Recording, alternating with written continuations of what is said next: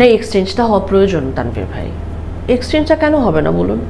যত বেশি আমরা বলি যে আমাদের এখন গ্লোবালাইজেশন কোনো রকমের কাঁটাতার নেই, কিছু নেই, কিন্তু আমি তো দেখতে পাই যে আসলে জীবনটা সময়টা যত অস্থির যাচ্ছে, মাঝখানের প্রাচীরগুলো তো আসলে আরও উঁচু হচ্ছে। আর কাজটা দিয়ে মানুষ টিকে থাকে, এটা লং রানে বুঝতে পারবে সবাই। আমার মনে হয় আর্টিস্ট নয়, মানে আমাদের সবারই একটু শান্ত হওয়া উচিত, যারা আসলে অভিনয় করতে চাই, যারা আমরা অভিনয় কলার সাথে জড়িত। আমাদের একটু শান্ত হতে হবে, শান্ত হতে হবে। ভুল বলছেন, গণমাধ্যমেরও একটু ভুল আছে অবশ্যই, যে আপনারা বলছেন মানে না, গণমাধ্যমের ভুল মানে আর্টিস্টরা বলছে, হয়তো তাদেরকে জিজ্ঞাসা করা, তাদেরকে ইনস্টিগেট করা হচ্ছে, তাই তারা বলছে।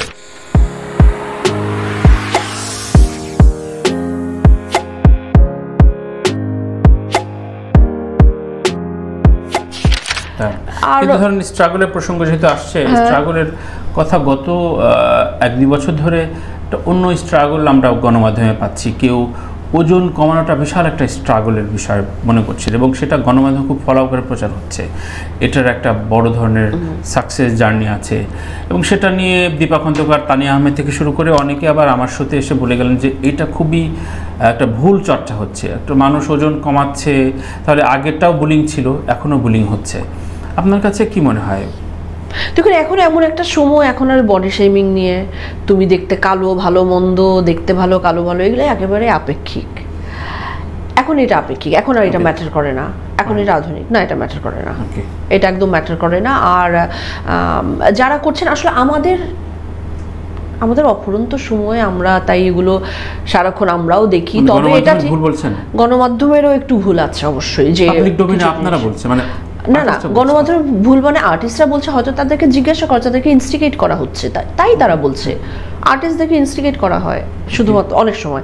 আমি উইথ ডিউ রেসপেক্ট আমার সমস্ত গণমাধ্যমের বন্ধুদেরকে মাথায় রেখে বলছি, কিছু বিষয়ে ওগুলো না করে আমি যে কাজের দিকে একটু ফোকাস করি। অনেক তো আছে, আপনিও জানেন যে আমাদেরকেও অনেক অদ্ভুত প্রশ্ন কিছু পোর্টাল করে। তো তবে এটাও ঠিক, ওবিস কিন্তু ভালো বিষয় না। আপনি রোগা ওবিস তো একটা অসুখ, হ্যাঁ। সো ওটা যদি কেউ কমাতে পারে, ওবিসিটি অথবা সেটা কমাতে পারে, সেটা তো ভালো, খারাপ কি? আমি একটা অসুস্থতার ভিতর, শারীরিক অসুস্থতার ভিতর কেন থাকবো? মানে একটা বড় ধরনের এটাকে আমি ইনক্যাশ করতে পারি না আমার কাজের ক্ষেত্রে। আমি এটাকে আমার কিছু করবো, কেউ যদি ইন্সপায়ার করতে চায় সেটাও সে করতে পারে, একেবারেই তার ব্যক্তিগত স্বাধীনতা। সোশ্যাল মোটিভেশন বলছেন, কিছু ক্ষেত্রে এটা সোশ্যাল মোটিভেশন, কেউ তো মোটিভেটেড হয়, অবশ্যই কেউ হয়। তবে এটা নিয়ে খুব একটা বাড়াবাড়ি করা, আবার হ্যাঁ, মানে আর্টিস্টের কথা বলছি না, বলছি যে আমাদের পুরো জিনিসটা নিয়ে বাড়ে। আমরা তো আসলে কোনো কিছু পেলেই, এটা হয় না যে কোনো কিছু পেলেই তো আমরা, আমাদের নেই বলে হয়তো আমরা একটু বেশি করি বা বলি। এবং আর্টিস্টকেও ইনস্টিগেট করা হয়, মানে আর্টিস্ট কেউ নিজ থেকে বলে না, দেখো আমি এতটুকু ওজন কমিয়ে দিয়েছি, এটা করেছে, এটা বলে না কেউ। অর্ধেক মানলাম, সপ্রতিভ হয়ে বলে। আচ্ছা, কলকাতার নায়িকা প্রসঙ্গে আসছিল। কলকাতার নায়িকা অনেকে এখন ঢাকামুখী, কেউ বেড়াতে আসছেন, কেউ একটু প্রোডাকশনের সাথে কথা বলছেন, প্রডিউসারের সাথে একটু বসার চেষ্টা করছেন। এটা কি দূরের ঘাস সুন্দর, ব্যাপারটা কি তাই কিনা? মানে আমাদের ঢাকা থেকে অনেকে গিয়ে কাজ করছে। আমি আজকে 12 বছর ধরে কাজ করছি ওখানে। মানে জয়া ওখানে কাজ করতে পারলে আমি কেন বাংলাদেশ যেতে পারবো না? এক্সচেঞ্জটা হওয়া প্রয়োজন তানভীর ভাই। এক্সচেঞ্জটা কেন হবে না বলুন? যত বেশি আমরা বলি যে আমাদের এখন গ্লোবালাইজেশন কোনো রকমের কাঁটাতার নেই, কিছু নেই, কিন্তু আমি তো দেখতে পাই যে আসলে জীবনটা সময়টা যত অস্থির যাচ্ছে, মাঝখানের প্রাচীরগুলো তো আসলে আরও উঁচু হচ্ছে। এবং একজন আর্টিস্ট, একজন শিল্পী, একটা আর্ট ওয়ার্ক, তারাই শুধুমাত্র এই দূরত্বটা ঘোচাতে পারে। তো এই এক্সচেঞ্জটা আমি খুবই ভালোভাবে দেখি। আমরা অনেকেই ওখানে গিয়ে কাজ করছি, অনেকে যদি এখানে এসে কাজ করেন, আমাদের ভাষা এক, আমাদের সংস্কৃতি এক, আমাদের অনুভূতিগুলো এক, আমাদের ভ্যালুসগুলো কিন্তু কাছাকাছি, আমরা কেন না করব? অবশ্যই ওখানে অনেকের কাছে অ্যাকসেপ্টেবল নাকি ঈর্ষার? ওখানে ঈর্ষার জায়গাগুলো আপনাকে একটু আমি না, দেখুন, আমাকে কেউ কখনো কোনোদিন কিচ্ছু বোঝায়নি, বরং আমায় অ্যাপ্রিসিয়েট করেছে সবসময়, সত্যি করেছে। আমি পাইনি। ওখানে অনেক গণমাধ্যমের বন্ধুরা আমাকে উস্কেছে, অনেক সময় বলেছে, কিন্তু আমি তাদের কাছেই শুধু শুনেছি। আমি কিন্তু কোনো আর্টিস্টের কাছে থেকে এখনো শুনিনি তারা আমাকে যেভাবে আপন করে নিয়েছে। সেটা আমি কখনো শুনি। চমৎকার, আপনার একটা নতুন পরিচয় আমরা পেলাম, আপনি কণ্ঠশিল্পী হিসেবে আত্মপ্রকাশ করলেন। আরে কি বলছি, জাহাসান না না না, কণ্ঠশিল্পী ঠিক নয়, এটা আসলে আমার মনে করি আমাদের ভিউয়ার্সদের উপরে একটি মানে সম্মান জানানো, সেজন্যই তাঁতি গানটা কোক স্টুডিওর সিজন 3 ফার্স্ট গান। তো যেহেতু আমি দেশ বিদেশে বিভিন্ন জায়গায় আমি জামদানি পরি এবং মানে মাসলিন এবং জামদানি আমি দুটোই প্রমোট করি, বলবো না আমি এমন কেউ না প্রমোট করবার। আমাদের বাংলাদেশের সবচেয়ে বড় জামদানির প্রমোটারটা হচ্ছে আমাদের প্রধানমন্ত্রী মাননীয় শেখ হাসিনা, উনি সবচেয়ে বড় অ্যাম্বাসেডর আমার মনে হয় আর কি। আর আমি পড়ি, সেই কারণে হয়তো ওনারা আমার কথা ভেবেছেন যে আমাকে নিলে, এটা এবং এটা একটা ফেস্টিভ একটি বিষয় ছিল, সেই কারণে হয়। তো এই কোক স্টোরি এই গানটা নিয়ে আবার পাবলিক ডোমেনে কিছু অন্য কুতর্ক, যখন আসলে টাঙ্গাইলের তাঁত শিল্প নিয়ে যেহেতু পশ্চিমবঙ্গের একটা হেরিটেজ হিসেবে প্রকাশ পেয়েছে, তো সেই জায়গায় আপনার কি মনে হয়েছে একটা দ্বিধাদ্বন্দ্বের একটা তর্কের একটা সাবজেক্ট ম্যাটেরিয়াল হয়ে গেলেন কিনা এই গানটার সাথে? না, কখনোই না।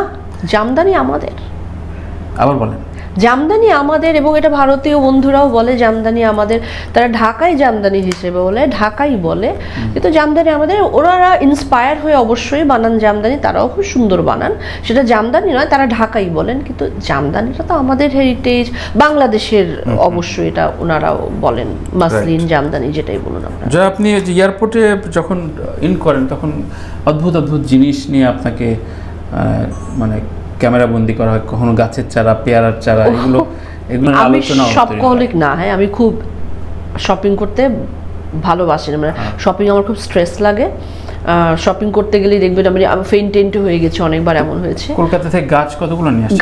গাছ আনি আমি কলকাতা থেকে গাছ এনেছি, কদিন আগে স্কোয়াশ এনেছি, সেই স্কোয়াশ থেকে গাছ চারা বেরিয়েছে, এবং 2-3 দিন ধরে আমি এবং আমার মা সবাই খুব উত্তেজিত, আমরা দিনের শেষে মানে অনেকদিন পরে স্কোয়াশ গাছ থেকে মানে গাছের চারাটা বেরিয়েছে। আর আমার খুব ভালো লাগে, এটা আমার কাছে থেরাপিউটিক। একটি গাছ কিনলে, গাছ বড় হলে নিজেকে মানে খুব পাওয়ারফুল মনে হয়। যেমন আপনি সম্প্রতি ইরানে একটা ফেস্টিভ্যালে অংশ নিলেন, আপনার ছবি নিয়ে পুরস্কৃত হলো। ওখানকার মুভি বিশাল একটা জায়গায় গিয়েছে, ওদের নিজস্ব লোকাল কালচার নিয়ে। আপনি ওখানের সময়গুলো কেমন কাটালেন, একটা এক্সপিরিয়েন্স যদি বলতেন? কেমন? দারুণ কাটিয়েছি, খুবই দৌড়ের উপর ছিলাম আমরা পুরো টিম, খুবই ভালো। ছবিটি ওরাও খুব ভালো পছন্দ করেছে। ছবিটি আপনারা দেখেছেন, ওটা ওখানকার একটা সোশ্যাল ন্যাশনাল অ্যাওয়ার্ড পেয়েছে, তো আমাদেরকেও একটা সম্মাননা দেওয়া হয়েছে। আর দেশটিতে প্রথমবার যাওয়া ভীষণ অন্যরকম লাগলো। পারস্য দেশ সবসময় শুনে এসেছি, দেখে এসেছি, আমার যাবার ভীষণ ইচ্ছা ছিল। সেখানে নিজের কাজ নিয়ে আমি যেতে পারলাম, সেটা একটা বড় ব্যাপার। সেখানের জীবন আচরণ, খাবার দাবার, পোশাক, সমস্ত কিছুই একটু অন্যরকম, ভালো লাগলো খুব। রাইট। আপনার অভিনয় সম্পর্কে ওখানকার ক্রিটিকরা বা ডিরেক্টররা কি মন্তব্য করলেন, কেমন লাগলো রেসপন্স? সেটা তো ভালোই বলেছে, এটা নিজের কথা কি বলবো, ভালোই। আপনার একটা কথা খুব আমার সত্যি থেকে ভাইরাল হয়েছিল যে আপনি প্রিমিয়ারে কখনো কাউকে বিশ্বাস করবেন না। হ্যাঁ, এটা এখনো আপনি সে একই বিশ্বাসে থাকেন? হ্যাঁ হ্যাঁ সত্যি তাই না? হ্যাঁ, আরে ধুর, প্রিমিয়ারে কে আপনার মুখের উপর বলবে বলুন যে ভালো লাগেনি বা এটা প্রবলেম ছিল? সবাই বলে হ্যাঁ খুব ভালো হয়েছে, ইন্টারেস্টিং হয়েছে। খুব ইন্টারেস্টিং কথা মানে হচ্ছে গোলমেলে, বুঝলেন? ইন্টারেস্টিং হয়েছে মানেই হচ্ছে গোলমেলে। তো আমি এটা মনে হয় আর কি, এবং আমি সবসময় চাই যে ছবি ভালো ছবি বেরোক, আমি কখনো প্রিমিয়ারে দেখবো না, আমি নিজে টাকা দিয়ে টিকিট কেটে আমি ছবি দেখবো।